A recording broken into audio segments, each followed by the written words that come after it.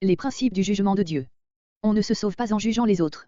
L'apôtre apostrophe l'homme qui juge les autres et lui déclare qu'en cela il se condamne lui-même, puisqu'il se conduit comme eux, car Dieu juge selon la vérité.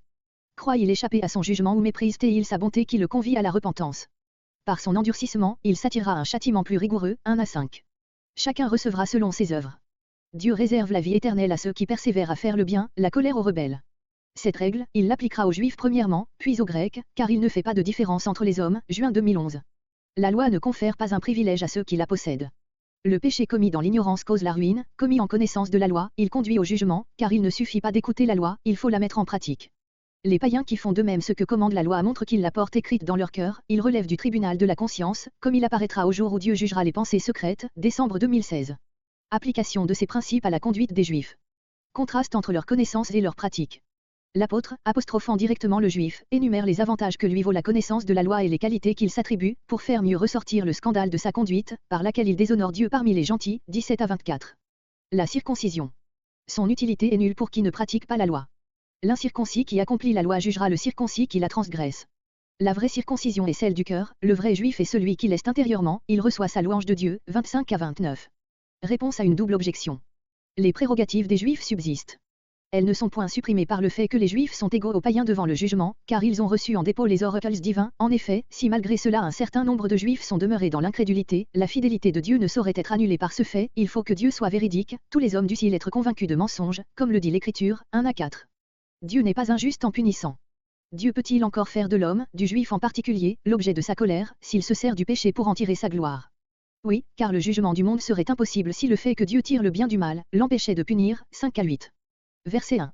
Romains 2.1 à 3.8 Les Juifs. En introduisant la suite de son argumentation par C'est pourquoi, Paul déduit du jugement qu'il vient de formuler sur les païens, Romains 1.32, la culpabilité sans excuse des Juifs. Si les païens ne peuvent invoquer comme circonstance atténuante leur ignorance, puisqu'ils connaissent la sentence de mort prononcée par Dieu sur les pécheurs, le Juif, bien mieux instruit de la volonté divine, est, à plus forte raison, inexcusable quand il désobéit à cette volonté et commet les mêmes choses qu'il condamne chez les païens. L'apôtre ne désigne pas encore les Juifs par leur nom, il veut ménager leurs préjugés et leurs susceptibilités, aussi ne sont-ils nommés qu'en verset 9, bien que dès cette première apostrophe il s'adresse à eux et non, comme on l'a prétendu, à des païens exempts des vices énumérés dans Romains 1.24-32 et portés à condamner ceux qui s'y adonnaient. Les Juifs, en effet, n'en étaient pas venus à approuver les péchés des païens, Romains 1.32, ils les jugeaient au contraire dans leur orgueil pharisaïque, mais en jugeant autrui, ils se condamnaient eux-mêmes, puisqu'ils commettaient les mêmes péchés, Matthieu 7.1. Verset 2. Codex Sinaiticus, c'est porte, car, au lieu de or, ou mais. Nous savons. Paul en appelle à la conscience de tout homme. Le jugement de Dieu est selon la vérité, il est conforme à la conduite de l'homme, il n'admet pas les dispenses et les privilèges sur lesquels les Juifs comptaient comme membres du peuple élu. Dieu regarde au cœur, il ne fait pas exception de personne. D'autres traduisent, le jugement de Dieu atteint vraiment, infailliblement, ceux qui commettent de telles choses. Verset 3. Si le Juif, qui appartient au peuple de l'Alliance et qui est, comme tel, l'objet particulier de la patience de Dieu, s'endurcit dans le péché et refuse de se convertir, loin d'échapper au jugement de Dieu, il encourra une condamnation plus certaine. Verset 4. La bonté de Dieu s'est manifestée par tous ses bienfaits envers Israël, son support, par la patience dont il a usé envers ce peuple rebelle, sa longanimité, par le délai de ses châtiments, spécialement après que les Juifs eurent crucifié son Fils. Les Juifs se vantaient d'avoir été les objets de la bonté, du support, de la longanimité de Dieu. Paul reconnaît qu'il en a été ainsi, mais au lieu de voir dans ce fait un gage de la faveur immuable de Dieu, il le présente à son peuple comme un suprême appel à la repentance. Malheur aux Juifs qui méconnaîtraient plus longtemps l'intention miséricordieuse de Dieu et ne se sentiraient pas poussés à la repentance par la bonté même que Dieu montre à son égard. Au lieu de repentance, on pourrait traduire conversion, le terme grec désigne un changement d'esprit, de disposition morale. Verset 5. Ce jugement de Dieu est voilé aux yeux de la plupart des hommes. La justice divine semble incomplète et souvent il est impossible de la discerner dans la destinée actuelle des peuples comme des individus. Au jour de la révélation du juste jugement de Dieu, tout voile sera ôté, tout nuage dissipé. Verset 6. Comparez, Romains 14.12, 2 Corinthiens 5.10, Galates 6.7, Matthieu 12.36-37, Jean 5.28-29. La destinée finale de l'homme dépendra de sa valeur morale. Cette redoutable vérité n'est pas en contradiction avec la justification par la foi seule, car celle-ci conduit à la sanctification, voir la note suivante et celle du verset 13. Verset 7. Les versets juillet 2010 sont destinés à développer le principe que Paul a exprimé au verset 2, le jugement de Dieu est pour tous, juifs ou grecs, selon la vérité, et qu'il confirme au verset 11 en disant, devant Dieu il n'y a pas d'acception de personne.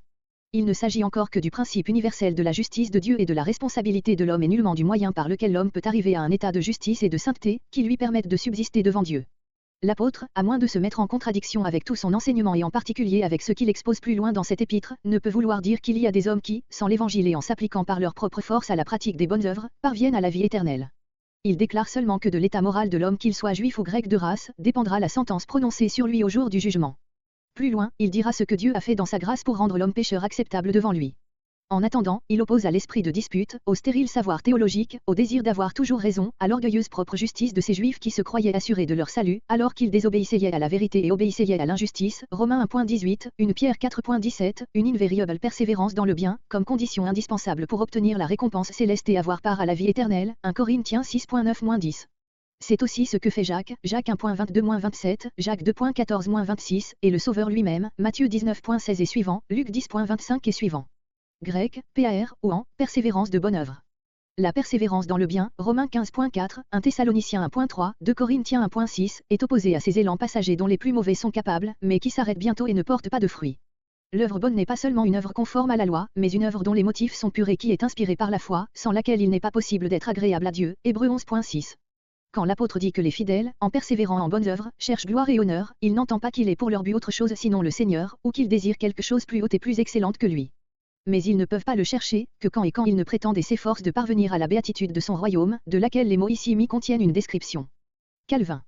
Paul, comme Jésus lui-même, Jean 5.44, oppose à la recherche de la vaine gloire qui vient des hommes, cette idole du pharisaïsme, la recherche de la gloire qui vient de Dieu seul. Dans la locution, affliction et angoisse sur toute âme d'homme qui fait le mal, l'âme serait spécialement mentionnée, suivant les uns, comme siège de la sensibilité ou comme base de la personnalité, suivant d'autres, toute âme d'homme serait un hébraïsme équivalent à tout homme. Le châtiment et la récompense sont destinés aux Juifs premièrement, puis aux Grecs, de même que la prédication de l'évangile du salut, Romains 1.16. Le Juif jouit d'une prérogative comme membre du peuple élu, mais il encourt aussi une plus lourde responsabilité en vertu du principe posé par Jésus dans Luc 12.47-48, comparé à Amos 3.2. Verset 11. Comparé, Deutéronome 10.17, 1 Samuel 16.7, 2 Chroniques 19.7, Job 34.19, Actes 10.34, Galates 2.6, Éphésiens 6.9, Colossiens 3.25, 1 Pierre 1.17. Verset 12. Ceux qui auront péché, grec, sans loi, c'est-à-dire sans avoir de loi écrite. L'apôtre pense à la loi mosaïque, car les Juifs ont été seuls parmi les peuples à avoir la loi de Dieu par écrit et réunie en un code. Comme cette loi n'a pas été confiée aux gentils, ceux-ci ne pourront être jugés d'après elle. Mais ils ont une autre loi, celle de la conscience, versets entre 14 et 15, et Dieu s'est révélé à eux dans ses œuvres, Romains 1.19-21. Leur endurcissement dans le péché, en présence de tels moyens de connaître Dieu, sera la cause de leur condamnation, ils périront. L'apôtre ne dit pas qu'ils seront jugés, parce que leur perdition ne sera pas l'effet d'une sentence directe prononcée d'après une loi positive. Mais, en toute circonstance, le salaire du péché, c'est la mort. En admettant cette dure vérité que l'expérience confirme, il ne faut pas oublier toutefois qu'il y a devant Dieu divers degrés de culpabilité, dont il sera tenu compte au jour du jugement, comparé Matthieu 11.20-24, Luc 12.47-48. Ceux qui auront péché en ayant la loi, grec en loi, c'est-à-dire sous le régime de la loi, seront jugés par la loi, précisément par cette loi de Moïse dont les Juifs se glorifiaient, comparé versets 17 à 20, s'imaginant qu'il suffisait de la posséder et de la connaître pour être juste devant Dieu, verset 13. Le même apôtre qui enseigne avec tant d'insistance que nul ne sera justifié par les œuvres de la loi affirme avec non moins d'énergie l'obligation absolue pour l'homme de mener une vie conforme aux préceptes de cette loi dont il relève à tout propos la sainteté inviolable, comparé Matthieu 5.17-19. Verset 13. Grec, les auditeurs, les faiseurs de la loi. Les Juifs, dans leur synagogue, entendaient lire la loi chaque sabbat, mais cela ne suffisait pas pour qu'ils fussent justifiés. L'homme qui aurait observé, dans toute sa sainteté, la loi divine qui condamne jusqu'aux pensées et aux mouvements coupables du cœur, serait sans doute juste devant Dieu, mais cet homme, où est-il? L'apôtre répond à cette question à Romains 3.9-10. En se contentant d'entendre lire la loi, en la dépouillant de ses exigences les plus hautes, en la réduisant à quelques préceptes de morale vulgaire, les Juifs ont pu s'imaginer qu'ils seraient justifiés par les œuvres de la loi, et beaucoup de chrétiens ont partagé la même illusion, Galates 3.10 et suivants. D'autres interprètes n'admettent pas que Paul fasse une supposition irréalisable quand il dit « Ceux qui mettent en pratique la loi seront justifiés ». Il remarque que l'apôtre emploie le futur et non le conditionnel. Il voit donc ici la prédiction d'un fait qui se produira au jour du jugement. La justice imputée aux croyants en vertu de sa foi est le point de départ et la base de l'œuvre du salut, mais la sainteté réalisée en doit être le terme et le couronnement, l'une est la porte d'entrée dans l'état de grâce, l'autre est la condition du passage de l'état de grâce à l'état de gloire. Godet. Mais l'Évangile ne proclame-t-il pas l'entière gratuité du salut final lui-même? S'il fallait avoir mis en pratique la loi pour être justifiés, ceux qui acceptent la grâce à la 11e heure pourraient-ils avoir l'assurance de leur salut? Et d'autre part, la sainteté parfaite, que suppose la mise en pratique de la loi tout entière, est-elle réalisable ici-bas? Comparé verset juin 2010, note. Verset 14. Les interprètes sont divisés sur la manière dont on doit rattacher verset 14 à ce qui précède. Calvin et beaucoup d'autres pensent que les versets 14 à 16 sont destinés à prouver l'assertion du verset 12, ceux qui auront péché sans la loi périront aussi sans la loi. Paul voudrait justifier cette sentence prononcée sur ceux à qui la volonté de Dieu n'avait pas été spécialement révélée. Ils fondent la responsabilité des païens sur les avertissements de leur conscience, comme ils l'avaient fondé déjà, Romains 1.18-21, sur la connaissance qu'ils pouvaient acquérir de Dieu au moyen de ses œuvres. La plupart des interprètes modernes relient les versets 14 à 16 au verset 13, les uns à la première affirmation de ce verset, les autres à la seconde, d'autres enfin à toutes les deux. Il ne suffit pas de posséder la loi, il faut la pratiquer, pour être justifié, c'est ce que prouve l'exemple des païens qui pratiquent naturellement la loi, ils l'ont donc écrite dans le cœur et ils seraient justes devant Dieu, si la seule possession de la loi donnait la justice, au contraire, ils sont jugés par leur conscience suivant qu'ils ont ou non accompli la loi. Que signifieraient ces jugements intérieurs, s'il suffisait de connaître ou de posséder la loi pour être sauvé? La conjonction que nous traduisons par lorsqu'implique en grec une nuance que l'on pourrait exprimer par, à supposer que cela arrive. Paul ne dit pas, les gentils, mais des gentils. Enfin, il ne dit pas qu'ils pratiquent, la loi, comme au verset 27, voire la note, mais, grec, les choses de la loi, ce qui peut s'entendre d'un accomplissement partiel. Ils les font naturellement, grec par nature, c'est-à-dire spontanément, sans commandement écrit. Ils montrent ainsi qu'ils ont au-dedans d'eux le sentiment du juste et de l'injuste, mais cela ne veut pas dire qu'ils remplissent parfaitement et toujours les ordres de la voie intérieure. Néanmoins, puisqu'ils lui obéissent, ces hommes qui n'ont point la loi, sont eux-mêmes leur propre loi, grec ceux-là, n'ayant pas de loi, sont loi pour eux-mêmes. Verset 15. Il montre en effet. Il y a en grec un pronom relatif qu'on pourrait traduire, eux, qui montre.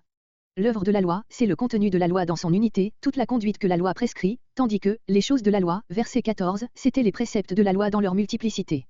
Grec, leur conscience rendant témoignage avec, de ce qui est juste ou injuste, et leurs pensées, aux réflexions, accusant ou aussi défendant entre elles. La conscience est cette voix intérieure qui ne cesse jamais entièrement de témoigner en faveur de la vérité et de la justice, alors même que l'homme parvient à l'affaiblir, à l'obscurcir, en lui résistant et à la fausser par ses sophismes.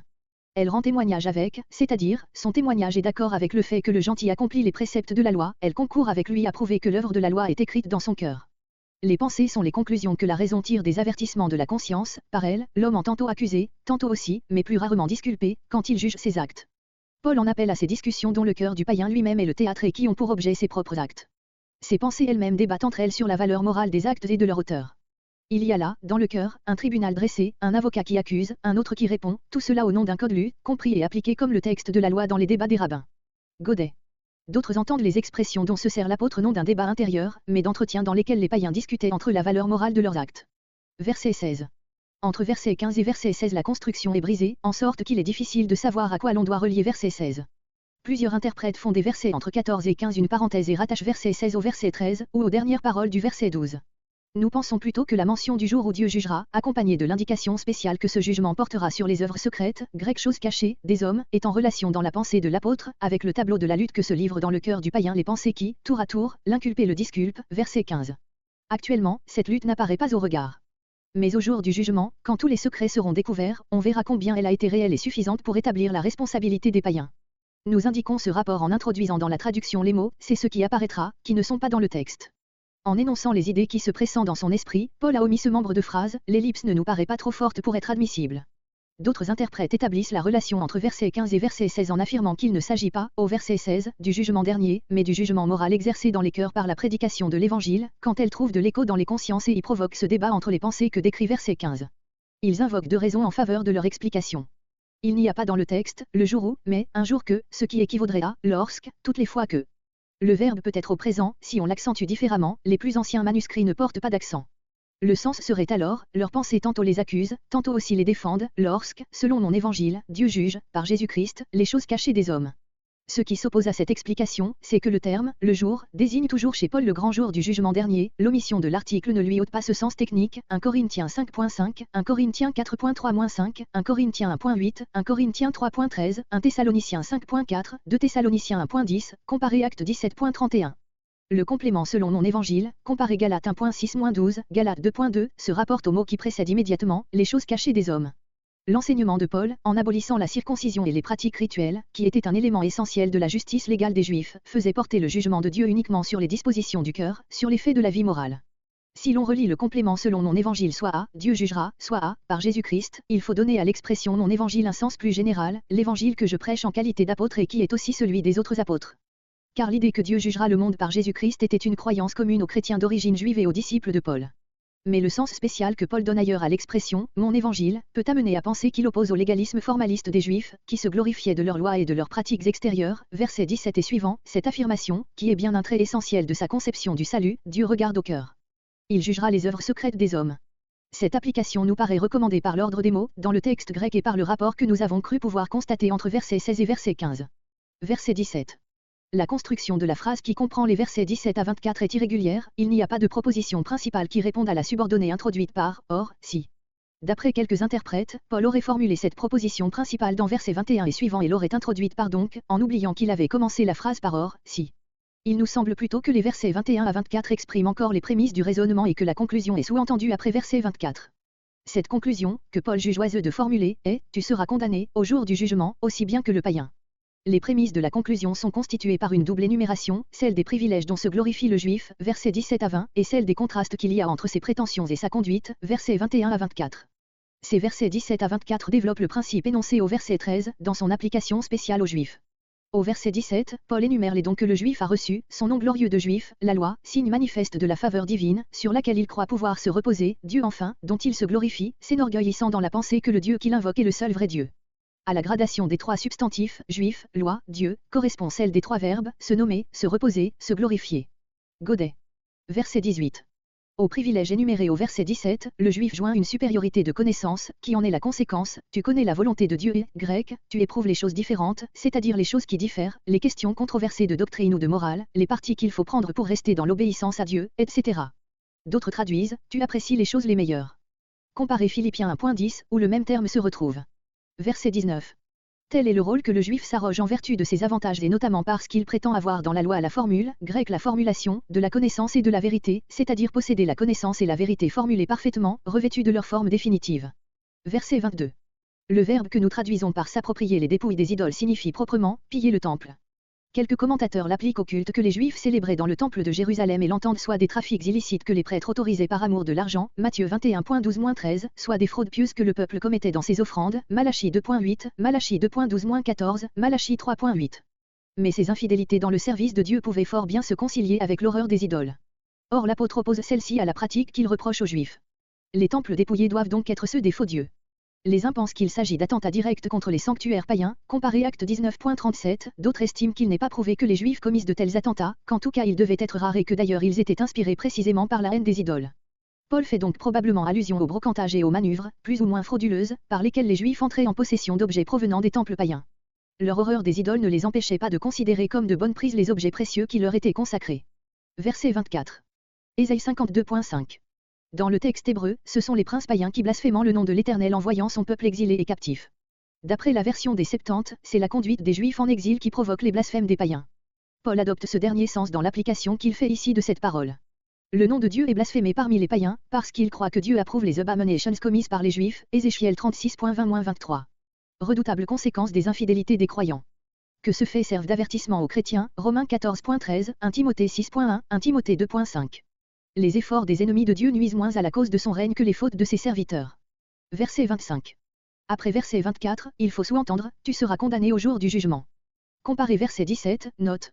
À cette conclusion se rapporte le quart du verset 25, la condamnation du juif est certaine et justifiée, car, si la possession de la loi est impuissante à le sauver, verset 17 à 24, la circoncision, cette autre prérogative dont il s'enorgueillit, ne peut non plus lui garantir le salut, verset 25 à 29. Elle est utile, il est vrai, si tu observes la loi, Galates 5.3, comme un signe de l'alliance de grâce, Genèse 17.10-14. Mais si tu es transgresseur de la loi, grec, ta circoncision est devenue prépuce. Le juif devient pareil au païen, bien qu'il porte le signe extérieur de l'alliance, Jérémie 9.25-26. Verset 26. Grec, si donc l'incirconcision observe. Et l'incirconcision par nature accomplissant la loi te jugera, toi le transgresseur de la loi avec, ou à travers, la lettre et la circoncision. Paul emploie le terme abstrait l'incirconcision, au lieu de l'incirconcis, parce qu'il énonce un principe. Il ajoute, par nature, parce que l'incirconcision a son excuse dans le fait qu'elle est l'état naturel. Le verbe au futur, te jugera, ne doit pas s'entendre du jugement dernier, c'est un futur logique, s'il remplit la condition indiquée, l'incirconcis te jugera, c'est-à-dire, en la remplissant, il affirmera sa supériorité morale, qui pourra recevoir sa confirmation éclatante au jour du jugement dernier, comparez Matthieu 12.41-42. La supposition que fait l'apôtre, de gentil qui, sans être circoncis, gardant les ordonnances de la loi, comparé versets entre 14 et 15, a été réalisée par un Corneille, acte 10, et d'autres pieux prosélytes, puis surtout par les païens convertis à l'évangile, verset 29, comparé, Philippiens 3.3, Matthieu 8.11, Matthieu 8.12. C'est eux que l'apôtre a ici en vue et non plus seulement, comme au verset 14, l'élite des gentils. Le sens général de la pensée de l'apôtre est, la circoncision ou l'incirconcision, en est et laisse même, ne sont rien, l'obéissance au commandement de Dieu est tout, 1 Corinthiens 7.19, Galates 5.6. L'homme s'obstine à placer l'essence de la religion dans les œuvres extérieures. Tous les enseignements de l'écriture le ramènent au dedans, à l'être plutôt qu'au faire, parce que le premier produit toujours le dernier, mais non l'inverse. Verset 29. Grec, mais celui-là est juif qui leste dans le secret et la circoncision est en esprit, non en lettres. Sur la circoncision du cœur, comparée dans l'Ancien Testament déjà, Deutéronome 30.6, Jérémie 4.14, Ézéchiel 44.7, Lévitique 26.41. Cette circoncision intérieure est, grecque, dans l'esprit et non dans la lettre, c'est-à-dire, sous le règne et par l'action de l'esprit, qui caractérise la nouvelle alliance et non sous le règne de la lettre, qui est celui de l'ancienne alliance. D'autres interprètes pensent que Paul parle de l'esprit de l'homme comme du domaine dans lequel se fait la circoncision. Mais, avec ce sens, l'esprit ne ferait pas antithèse à la lettre et Paul répéterait simplement l'idée exprimée par les mots, la circoncision du cœur. D'autres encore estiment qu'il veut dire, selon l'esprit de la loi et non selon sa lettre.